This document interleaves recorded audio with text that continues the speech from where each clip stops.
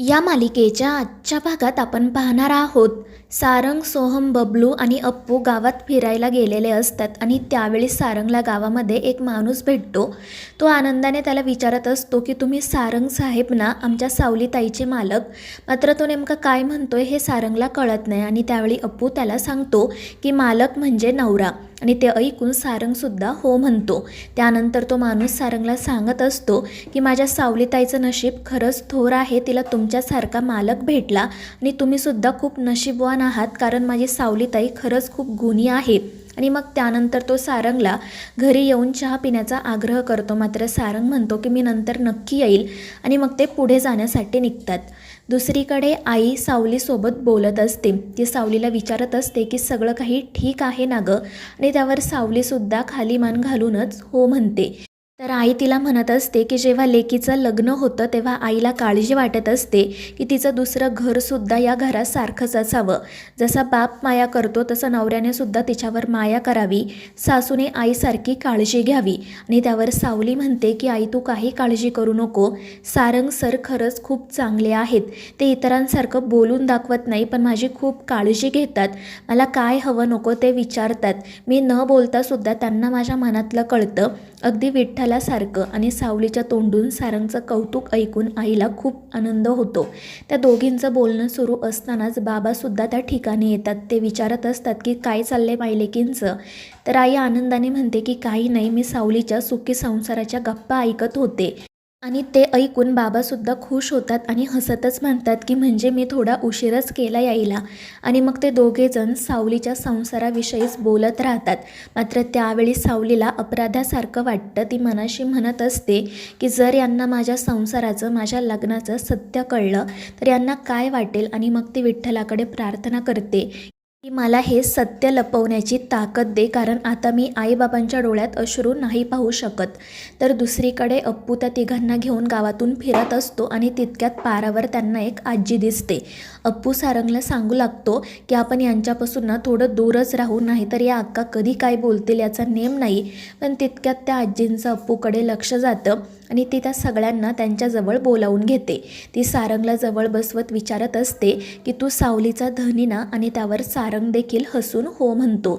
तर आजी म्हणत असते की पोरा तू खरंच खूप गोड आहे, माझ्या सावलीने नशीब काढलं, पण तू माझ्या पोरीची काळजी घे, खरंच खूप गुणी मुलगी आहे रे ती. लहानपणापासून तिचं कष्ट करण्यातच आयुष्य गेलं, नेहमी ती त्या भैरवीसाठी धावपळ करत राहिली. आता कुठे पोरीच्या आयुष्यात 4 सोन्याचे दिवस आलेत, तिला तू सगळं सुख दे. आणि त्यावर सारंग हो म्हणतो. त्यानंतर त्या आजी सारंगला बोरंसुद्धा खायला देतात आणि त्याच्याकडून पैसे घेत नाही.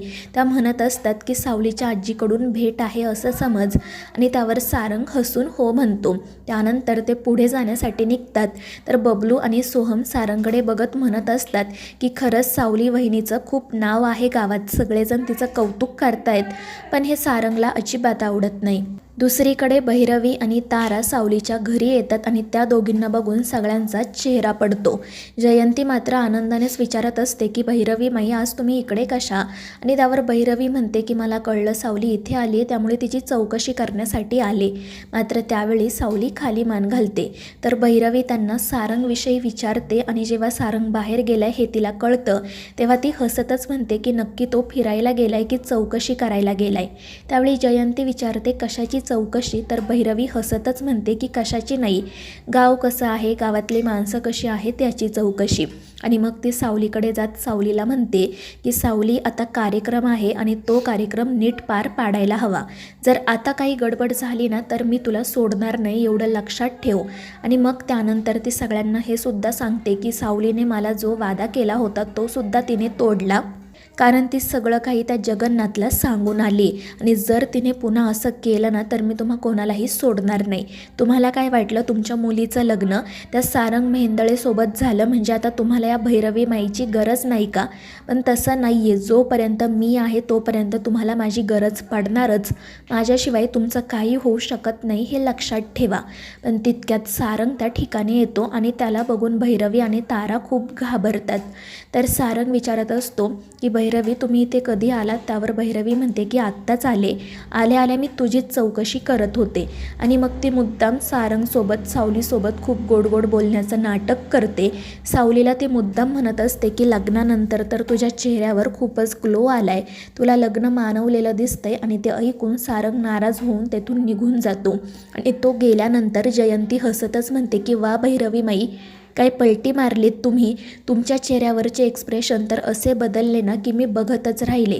एक काम करा, तुम्ही ना एखादा पिक्चरच काढा आणि त्यात हिरोईन म्हणून काम करा. आणि ती मोठमोठ्याने हसू लागते. मात्र भैरवी तिच्यावर ओरडते आणि तिला गप्प राहायला सांगते.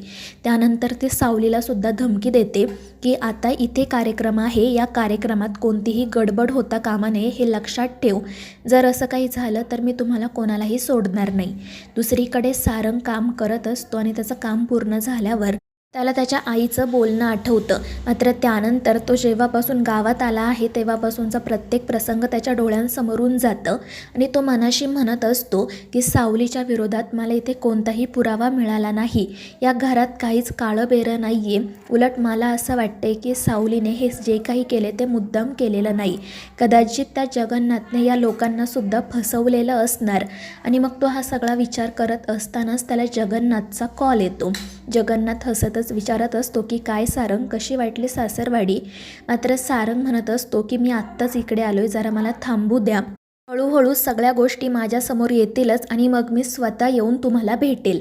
त्यावर जगन्नाथ हसून म्हणतो की सारंग, तू कितीही प्रयत्न केला ना तरी तुला सावलीच्या विरुद्ध त्या घरात त्या गावात काही मिळणार नाही. कारण ती मुलगी एकदम पाण्यासारखी निर्मळ आहे आणि तिच्या घरचे सुद्धा. त्या लोकांच्या मनात काळं बेरं काही नाही. पण आजकाल आपल्याला अशी साधी माणसं मिळाली ना तर आपला त्यांच्यावर पटकन विश्वास बसत नाही. कारण आजकाल आपण कोणत्याही थराला जातो आणि जेव्हा आपल्यासमोर अशी माणसं येतात तेव्हा ही माणसं खरंच अस्तित्वात आहे हेच आपल्या मनाला पटत नाही. मात्र सारंग हसतच म्हणत असतो की ते मला स्वतःला कळू द्या, उगाच तुमचे विचार माझ्यावर लादू नका. मात्र जगन्नाथ म्हणत असतो की सारंग, तुझ्यासारख्या माणसांचं कसं आहे माहिती का? तुम्हाला जंगलामध्ये कोणी मध आणून दिली ना तरी तुम्हाला असं वाटेल की ते गुळाचं पाणी आहे. पण मी तुला एक गोष्ट सांगतो की सावली खरंच खूप गुणी मुलगी आहे, तिच्या विरोधात तुला काही मिळणार नाही. मात्र ते ऐकून सारंग फोन ठेवून देतो आणि तो मनाशी सावलीचाच विचार करत असतो. सावली खरंच आपण समजतो तशी आहे की त्यापेक्षा खूप वेगळी, हेच त्याला कळत नाही. तर दुसरीकडे जगन्नाथ देवाकडे प्रार्थना करत असतो आणि त्याला सांगत असतो की या पोरावर तुझं लक्ष राहू दे. तर मित्रांनो, या मालिकेच्या पुढील भागांच्या अपडेट्ससाठी आपल्या चॅनेलला सबस्क्राईब करा.